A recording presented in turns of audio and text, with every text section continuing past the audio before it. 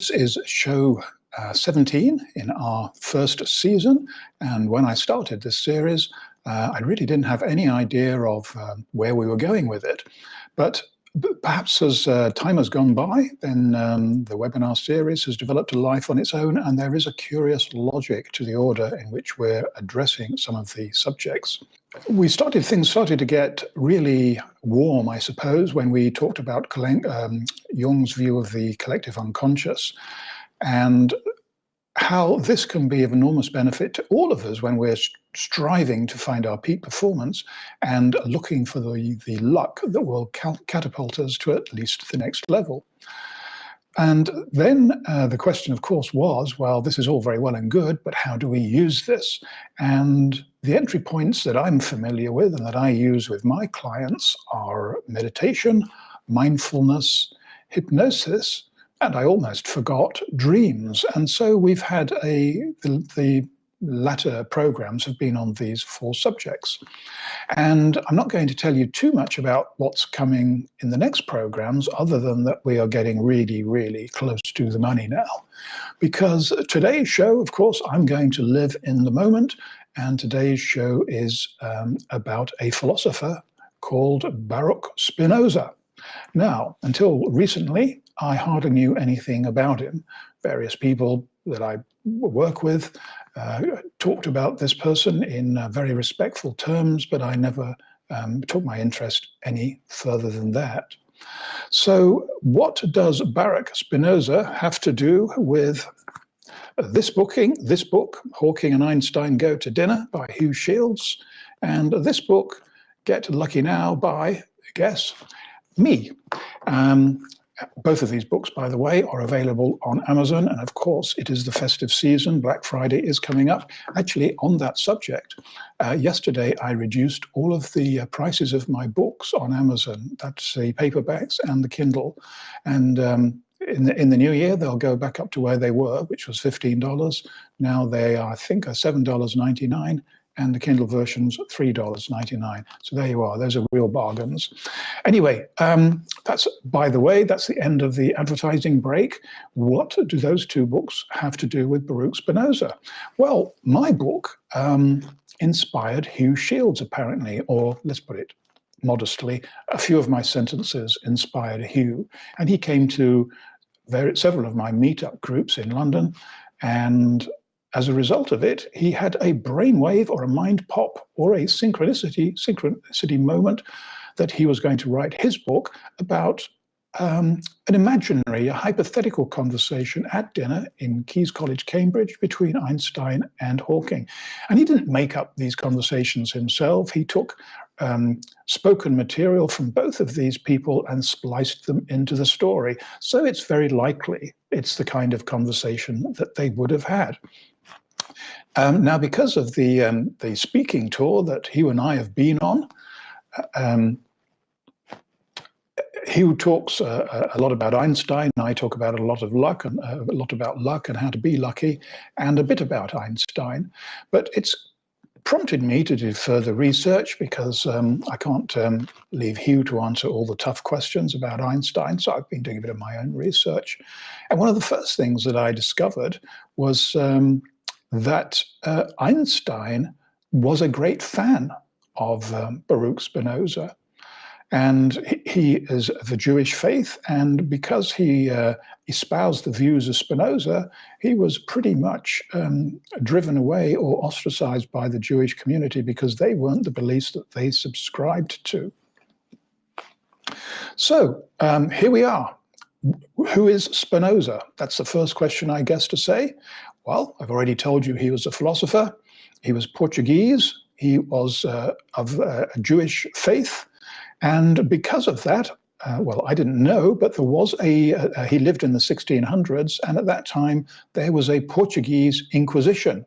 Now, I was familiar with the Spanish Inquisition, mainly from watching Monty Python TV programs. I didn't know there was a Portuguese one, but apparently there was. And it was a very serious thing because the Spinoza family had to move very rapidly from Portugal to a country or a city that would accept them. And that proved to be Amsterdam in the Netherlands. So that's where the family settled, and the father found work, and the young Spinoza went to school. Not that he was a very good scholar. In fact, he left without any qualifications. And even though he then was invited to work at various universities, and he did, he never got any qualifications, and he never took up any formal position. Now, unlike some of the other people we've talked about, specifically I'm talking about Carl Jung here. Carl Jung was a prodigious writer, and Spinoza wrote almost nothing. And when he did write something, he didn't publish it. He passed it to his friends, and he had a little ring with an insignia on it, and he would stamp his letters with, I think it was the Latin word for caution. So he didn't want too many people to know what he was up to. And I can understand why, because it was at the age of 23 when he started getting his head together in Amsterdam, and lost a lot of friends in the process. He upset the Jewish community a lot, because, of course, he was talking about things that were very alien to them. And even in the tolerant city of Amsterdam, as it was then, he was upsetting the authorities, who told the Jewish leaders that unless they could control this man, then they would. So they took the message, and they pretty much drove the Spinoza family, or certainly Baruch Spinoza, out of Amsterdam, and he settled in a small village or town nearby, but not too close. So what did he do for a living? Not very well. I was going back to say not very much. He actually did, but he didn't get paid very much.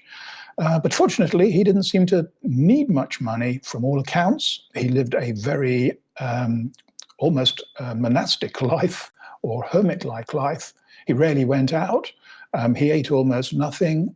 He never married or had any kind of companion, and never really upset any of his neighbors. In fact, although he wouldn't have liked it, even his enemies said, well, he led quite a saintly life. The work that he did do was he was a lens grinder. And during the 1600s, that is just when people got very excited because they realized they could use lens in the early microscopes and in the early telescopes.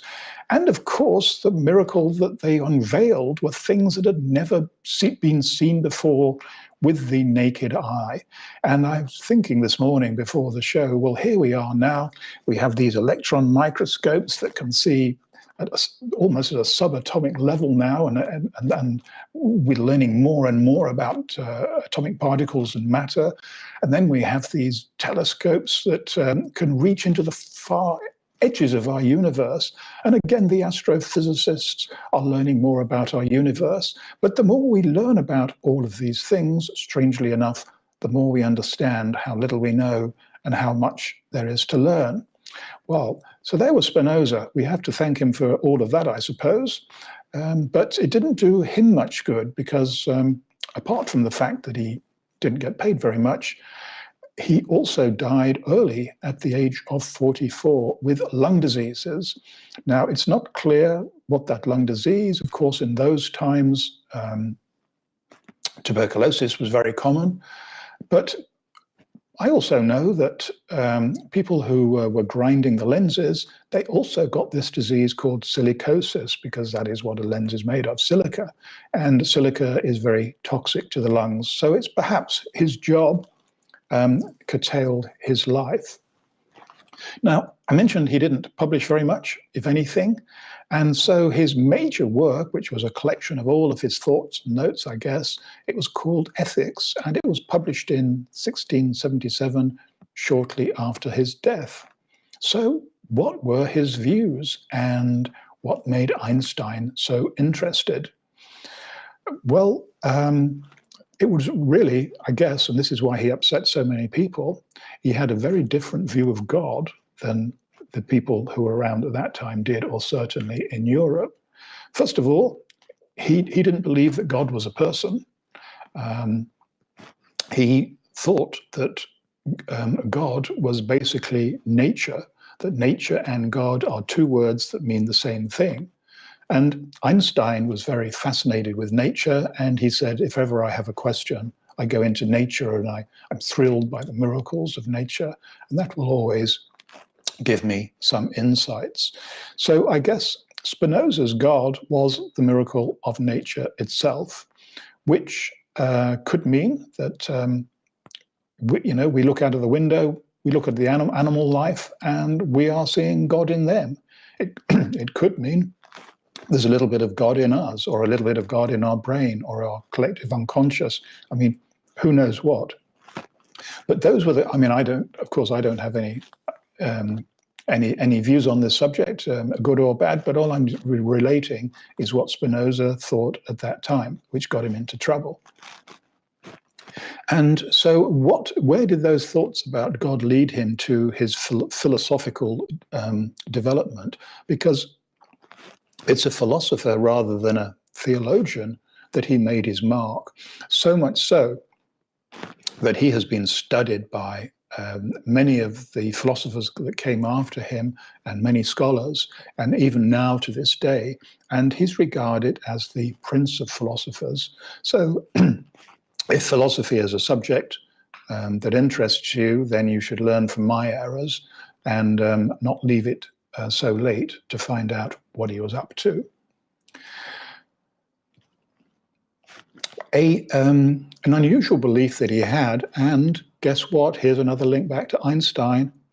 Einstein subscribed to this as well, was that he believed in determinism or predeterminism, inasmuch as that he said, excuse me, he said that everything that happens in life is as a result of a very long chain of causes and effects that can be traced back so far that we will never understand why we do the things we do. But he truly believed that because of these laws of nature that he wrote about and that he talked about, that this was the basis of predetermination. And he said that it gave him a lot of comfort. He didn't believe in the God, in a God, as I've said. So he said it's a waste of time saying prayers or performing elaborate rituals because they're not going to work, because nobody's going to listen. Well, we do know that sometimes prayers do get answered. So perhaps I'm being a little over harsh in what I'm saying there, but that's what he thought. But so he said, here we are. So we've got the chain of events. Everything is predetermined. So where does that put us? He said, well, we make our decisions are based upon emotions, and we've mentioned that in previous shows, that they're very strong. And he said, we will never understand why we make those decisions because, again, the chain of cause and effect is too deep for us to comprehend. He said that everything is orderly in this universe that he believed he lived in. And he said it wasn't a random universe and it was total purity. Now, with all the terrible things that were going on, even though in those times and throughout all times, that's a hard thing for us to believe. But he also said, well, there's no such thing as good and evil because we can't possibly judge these things. We don't have enough information. And again, this is another thing that Einstein talked about as well. He said there will be explanations for all of these things one day, maybe, but certainly not at the moment because there are too many gaps in our knowledge. And as I said a few minutes ago, the more we discover about the life, the world that we live in, the more confusing it gets, but I guess at a deeper level of confusion. And by the way, I meant to say this at the beginning, this program is going to be shorter than usual. I'm just about to enter into some concluding statements now. But if anybody wants to ask, there are people on the live show, I know. If any of you have any questions you want to put to me, fill in the chat box. And they don't have to be about Spinoza now. It can be anything that's on your mind at all. Anything that you want to move away from or you want to move towards. Those are the things that people usually write to me about. So now's your opportunity. But until then, Spinoza said that we think at three different levels. We have opinions, we have reasons, and we have intuition.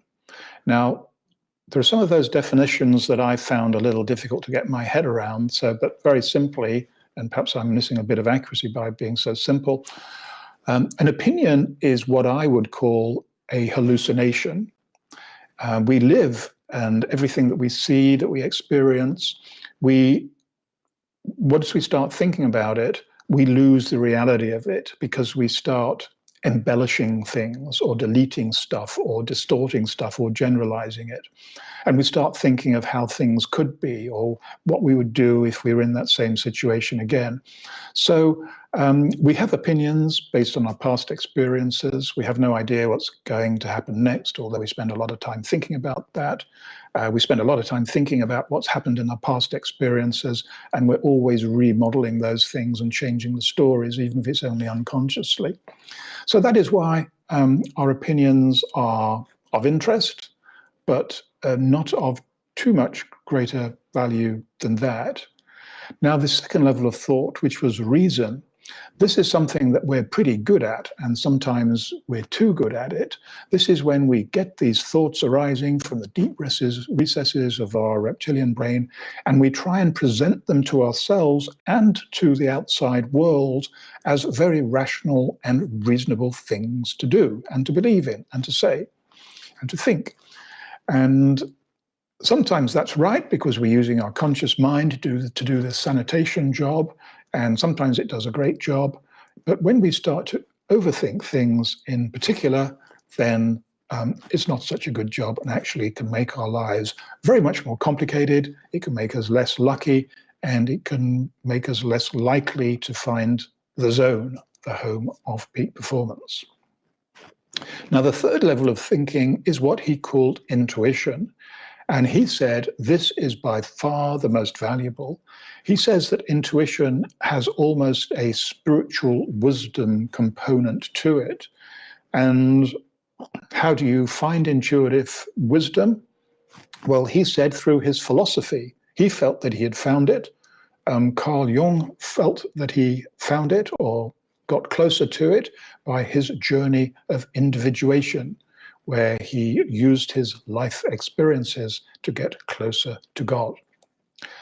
Intuition, I consider, in my far more humble way, is also very, very important, because the clients that I work with, if I have to sum up my work or my book, there it is, still got it close at hand. When I have to sum that book up in one word, I say it's intuition. If you do the kind of stuff, if you follow the exercises in there, if you think about the kind of questions that I ask you to think about, you're going to be a more intuitive person. That means you're going to be living more in the moment. You're going to be processing more information with your unconscious mind, which is way, way more powerful than that conscious mind that we've talked about, which can be our own worst enemy. So,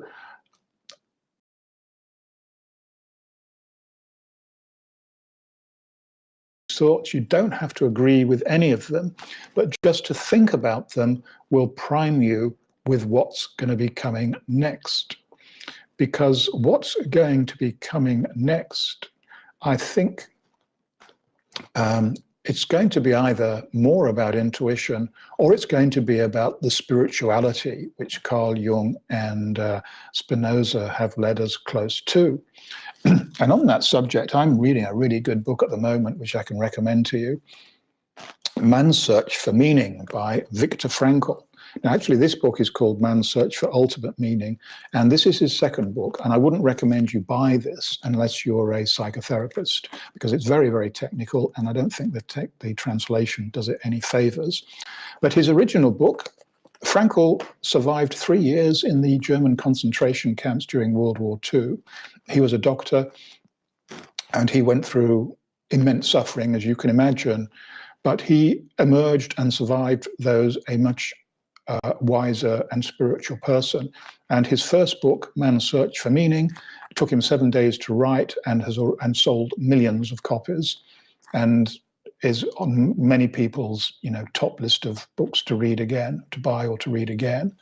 So when I'm starting to get some good ideas for this for the next couple of shows. So there's a teaser for what's coming up.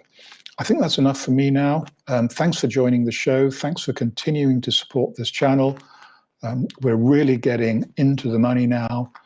Keep in touch with me. I know some of you are already posting some great results. I know that some of you continue to have questions. Questions are always good. No such thing as bad questions. We always learn from questions, and I'm asking myself questions all the time. So until next week at the same time, I wish you lots of wisdom, lots of good things happening to you, and a curiosity and an excitement always for what every day is going to bring you. So until then, goodbye for now.